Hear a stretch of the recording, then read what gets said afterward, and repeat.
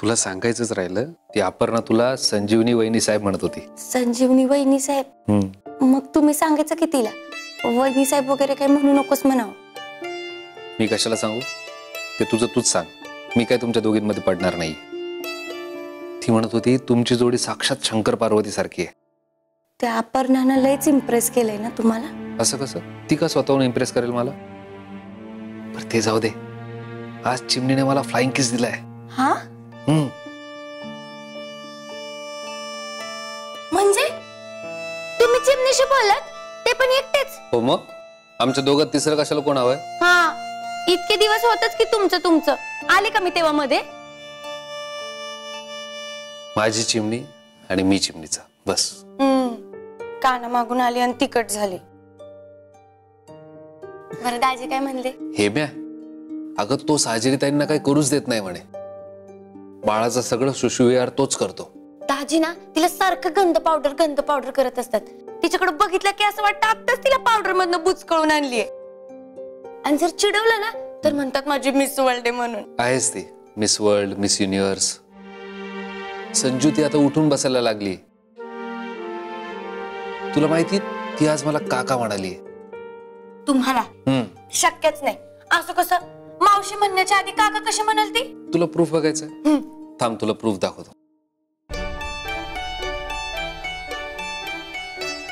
हे बघ.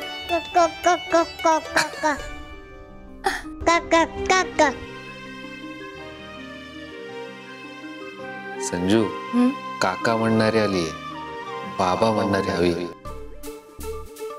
ज्युनियर ढाले पाटीलची तयारी करायला हवी आपण.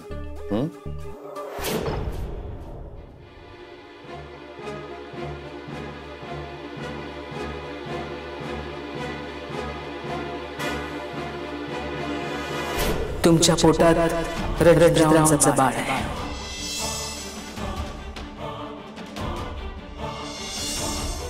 यांना माहिती आहे सगळं.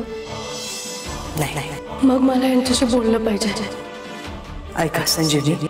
नाही आई साहेब, मला यांच्याशी बोललं पाहिजे. बाळा तू काय काळजी करू नकोस. तुझे बाबा येतील. ते आपल्या दोघांना काही नाही होऊ देणार. आईसाहेबांनी तुम्हाला सगळं सांगितलं? हो. तुमचं काय म्हणणं आहे याच्यावर?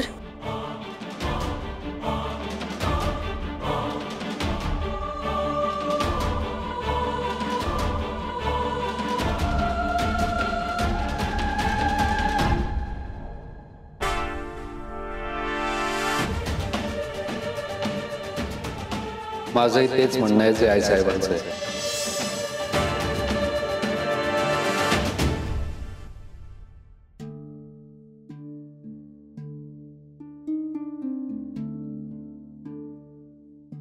संजू मला कळतंय. काय? हेच की बाळाचा विषय जरा लांबणीवर टाकायला हवा. म्हणजे आता तुझ्या परीक्षा, त्यात ट्रेनिंग आणि हे सगळं होईपर्यंत माझंही काहीतरी काम सुरू होईलच. आय नो संजू, मी आता वाडवडिलांच्या पुण्याईवर सर्वाइव्ह होतोय. पण आपल्या बाळाच्या बाबतीत तसं नाही होणार. त्याला जे काही हवंय ते आई वडिलांच्या कर्तृत्वानेच मिळेल. आता आपली प्रायोरिटी फक्त तू पोलीस ऑफिसर होण्याची. संजू मला किती वाटलं तरी बाबा होण्यासाठी मला वाट पाहावीच लागणार आहे.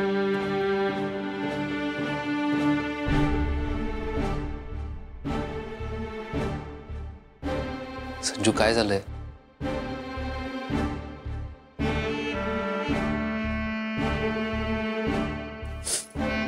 काय झालं? कुठं काय? अचानक इतक्या दिवसांनी बाळाचा विषय काढला म्हणून आश्चर्य वाटलं असेल ना तुला?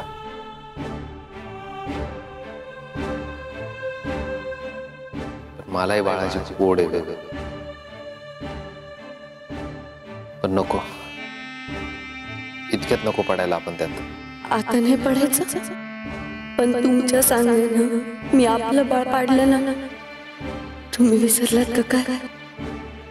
आपलं बाळ पाडलंय. ह्या जगात येण्याआधी जीव घेतलाय त्याचा. मला वाटलं होतं तुम्ही तरी तसं नाही करू देणार, कुणालाच नाही करू देणार. पण तुम्हीच सांगितलं होतं ना आईसाहेबांना, आपण आपलं बाळ पाडलंय विसरलात.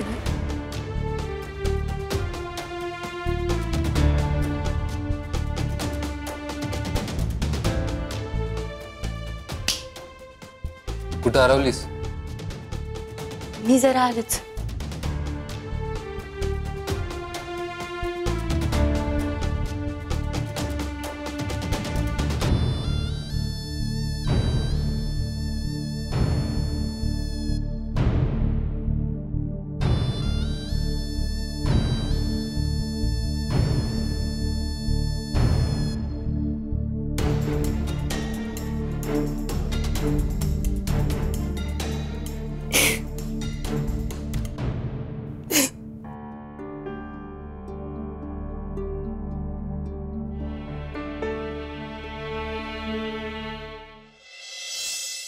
संजू, अगं रणजितनी चिमणीचा व्हिडिओ बघितला तर काय प्रॉब्लेम आहे ग? केवढी मोठी झाली चिमणी. आपण हसलो की हसते, आपण डोळे मिचकावले की ती पण डोळे मिचकावते. रणजितला पाहायला आवडत असेल. साजिरी सांगत होती चिमणी रडायला लागली ना की रणजितचा फोटो दाखवते ती एकदम हसायला लागते बघ चिमणी. आता त्यांनी पाहिला तिचा व्हिडिओ. काय प्रॉब्लेम आहे? बेबी मावशी, अहो यांनी व्हिडिओ बघितल्याचा प्रॉब्लेम नाहीये मला.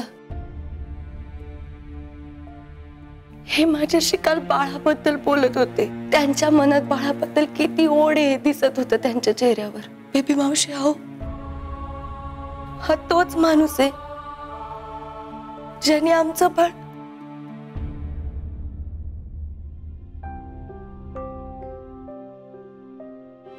जे काय झालंय त्याच्यासाठी मी त्यांना माफ केलंय,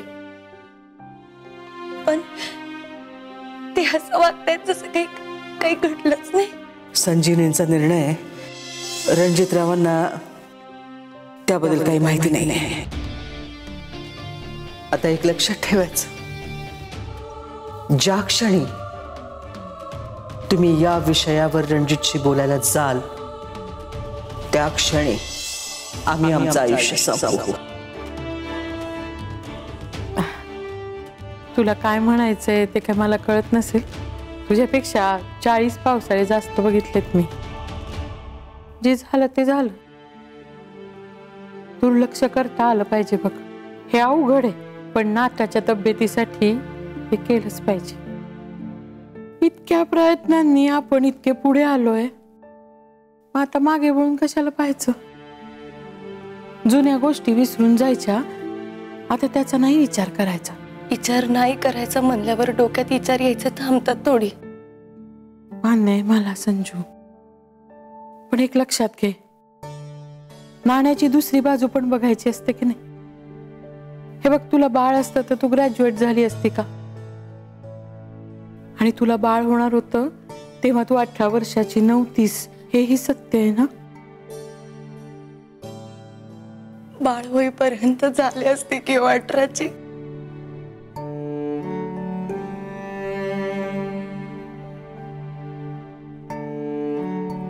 संजू, मला माहितीये की गोष्टी जाऊ दे म्हणलं की जात नाहीत. काही गोष्टी सोडून द्यायच्या. हा, जे चांगलं आहे ना ते धरून ठेवायचं, बाकीचं सोडून द्यायचं. तुझ्या मनातून त्या गोष्टीवर येऊ देऊ नकोस. आल्या तो बेबी मावशीवर, गळ्यापर्यंत नाकापर्यंत आल्यात. ज्या रणजित डाले पाटलाला मी ओळखते त्याच्याकडनं मला या अपेक्षाच नाहीये. जे काय झालं ते वाईटच झालं, मला माहितीये, पण हे इतक्या लवकर विसरू कसं शकतात? हे असं कसं वागू शकतात की जसं काही झालंच नाही? असू दे. हा, हे बघ बाळा, तुमच्या राजा राणीचा संसार ना आता कुठे पुन्हा फुलू लागलाय. हा, चांगल्या गोष्टी घडतायत, चांगल्या घटना घडतायत. माणसाने नेहमी आशादायी राहावं, सगळं चांगलं होईल. रडू.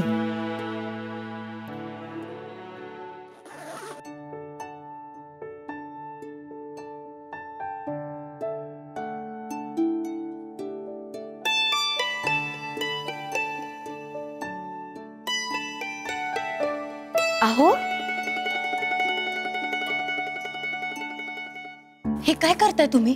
हा काम करतोय, दिसत नाही का तुला? अहो, पण ही सगळी कामं करायला आपल्या घरात माणसं आहेत ना.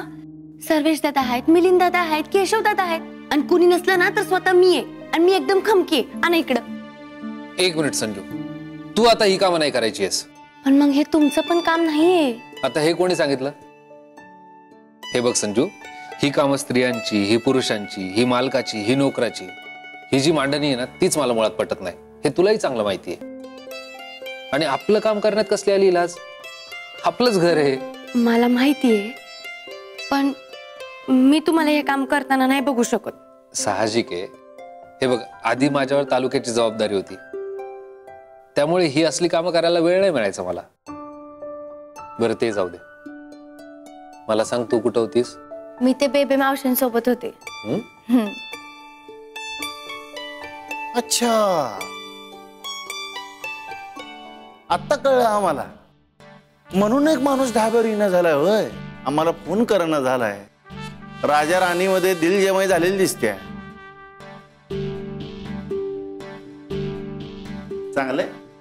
आणि आज काय दिवाणखान्यातच गुलुगुलू? हा सुजित भाऊजी,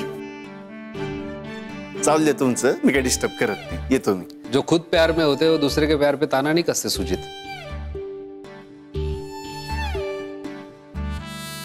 भैया साहेब, ते जरा असं स्लीप ऑफ टंग झालं हो. बरं काय विषय चालला होता? काय महत्वाचा विषय नव्हता. तुम्ही यांना काही सांगू नको. ए, काय विषय झाला ना कळलं पाहिजे मला. असं अर्धवट सांगू ना समोरच्या पोटात डबरा पडतोय. काय झालं कळलं पाहिजे, चर्चा झाली पाहिजे. मी सांगतो काय झालं. मी ही कामं करत होतो तर तिचं असं म्हणणं आहे. आलं लक्षात? तर ऐकलं की ताकभात का तलवार हे बरोबर कळतंय आपल्याला. या म्हटले असतील तुम्ही कशाला करताय, मी केलं असतं वगैरे वगैरे ना. लय शिप्पारस वाढली बरं का सुजित भाऊजी तुमची. हा मग त्या हिशोबानं चर्चा झालीच पाहिजे. हा, मी जरा बेबी मावशीला तोंड दाखवून येतो. एक मिनिट सुजित भाऊजी, पिशवीत काय बघू? ढाब्याचं भाजीपाला आहे ग, जर किरकोळ सामान आहे. असं का? असेल की, पण दाखव मला. भाजी सारखी भाजी त्यात का बघण्यासारखे? असेल ना, पण मला तपासणी करायची. दाखवा चला. बरं तिला वेळ अजून चालली तपासणी करायला. असू दे, बघू दे. एक मिनिट, काय चाललंय तुमचं? तुम्ही जरा 2 मिनिटं थांबाव. दाखवा. आणि इकडे. अगं परत सामान काढायचं, आत ठेवायचं, किती झंझट ते नको ना. असू दे, त्याच्याने काही फरक पडत नाही. द्या आणि इकडे मी करते. मी बघते म्हटलं ना, मी करून देते. चालू बरं का, म्हणून मी येत नसतो इकडे. मी काय तुमच्यात पडणार नाही. तुम्ही काय आता भांडाल नंतर एकत्र व्हाल, मला महागात पडेल. द्या, त्यांना काही फरक पडत नाही. तुम्ही त्या इकडं.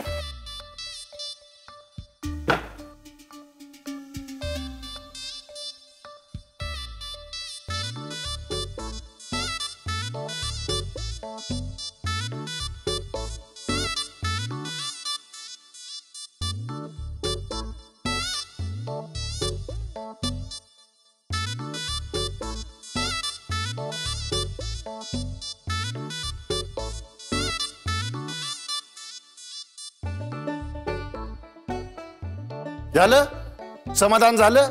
भाजी सारखी भाजीच आहे ना ती. चला आता पटकन भरून दे, उशीर होतोय मला.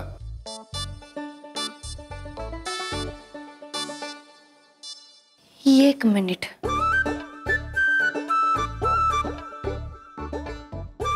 हे कलिंगड एवढं हलकं कसं आहे? हा, आणि हे असं का चिरलंय? ते आपण ते कापून ते ट्रायल साठी घेत नाही का ग, ते पिकले का नाही बघायला, तर तशातलं त्यानं कापून दिलं होतं थोडस मला.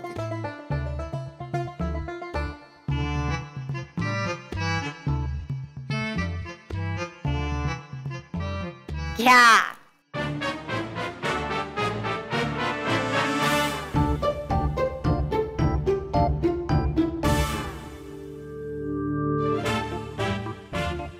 अब हुआ कि नहीं? दूध का दूध और पानी का पानी. ओ सुजित भाऊजी, अहो तोंड कशाला लपवताय? या या या इकडे या. या इकडे या. पकडला का नाही तुमचा स्मगलिंगचा माल? सुजित, काय हे?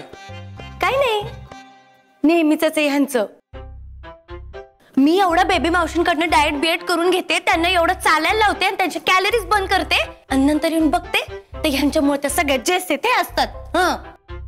काय उगाच सांगू नको, नेहमीचं वर काय नाही भैया साहेब. ते कवा तर वन्स इन अ ब्लू आणतोय हो ते. बेबी मावशीच म्हटली मला ते सकाळची पहिल्या गाण्याची जिलेबी आणून दे म्हणून, ती द्यायला आलतो. नाही द्यायची. अहो भैया साहेब, ती बाई काय ऐकणाऱ्यातली नाहीये हो. फोन करून करून इरिटेट करते माहितीये का तुम्हाला. फोनवर रडून इमोशनल ब्लॅकमेल करते मला. अहो भैया साहेब, तिला जर खायला दिलं नाही ना तर डोक्याची मंडई करते ती. तुम्हाला माहितीये बेबी मावशीचं टॉर्चर लई डेंजर आहे. ते आहेच म्हणा. एक मिनिट, मला चांगलंच माहितीये बेबी मावशींकडे ना आता मीच बघते. तू एक काम कर, हे इथंच राहू दे, तू जाऊन त्यांना असंच भेटून ये. आणि पुण्यांदा जर असं केलंस ना तर तुला उलटच टांगेन आणि मिरचीची धुरी देईन बघ. हा निघ, चल निघ, कडकडन निघ, चल. पाहिलं का, फौजदार होण्याची हालत आहे. फौजदार झाल्यावर काय होईल बघा. जातो बेबी मावशीला तोंड दाखवून येतो.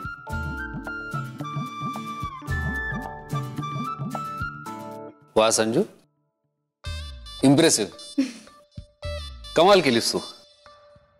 या गोष्टीवर तुला प्राइज द्यायलाच हवं. अहो इथं कुठं, जावा तिकडं. अगं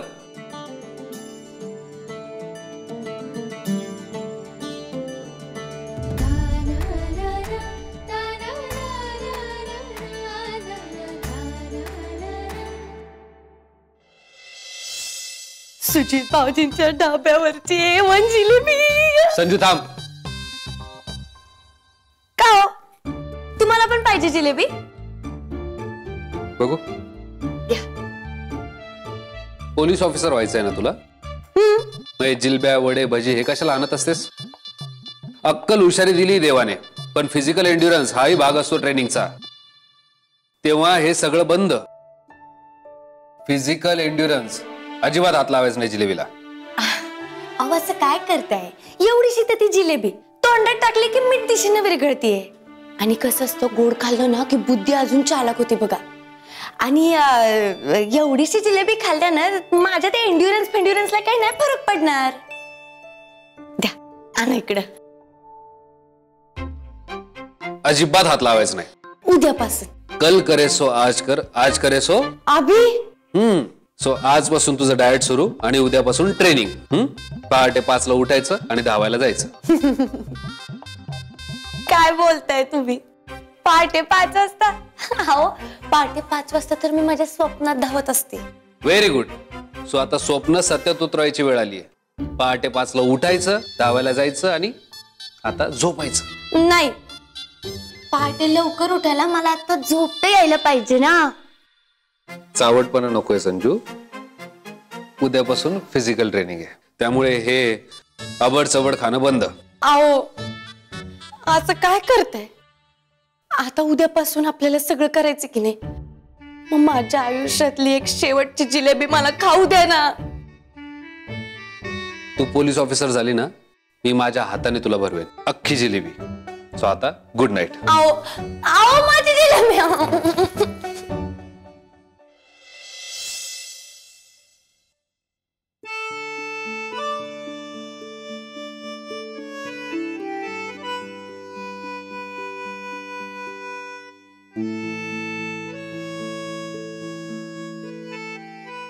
जिलेबी, तुला असं कसं काही एकटीला सोडू?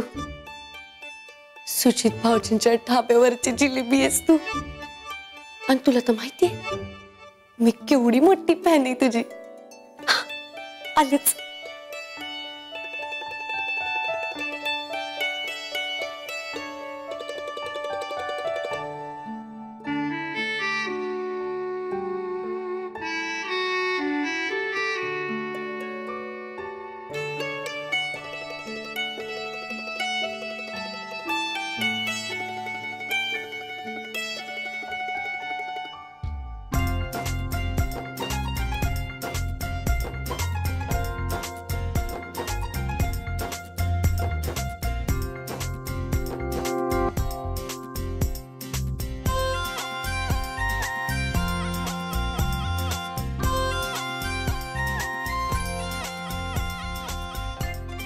जिलेबी. पर्शियन लोक व्यापारासाठी भारतात आले आणि येताना तुला घेऊन आले. तसंच गुलाबजाम बी आणला. लय भारी काम केलंय बघ. आता एवढी मोठी तू, तुझा सन्मान तर व्हायलाच पाहिजे, हाय की नाही? आणि आता तुझा सन्मान ही आडगी संजी खाऊन करणारे बघ. एकच नंबर.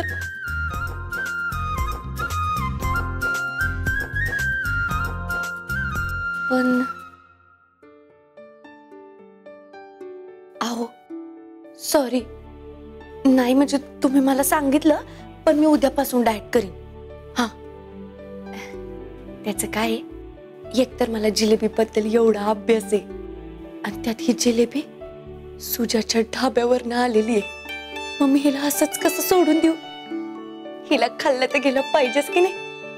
अतिथी देवो भव.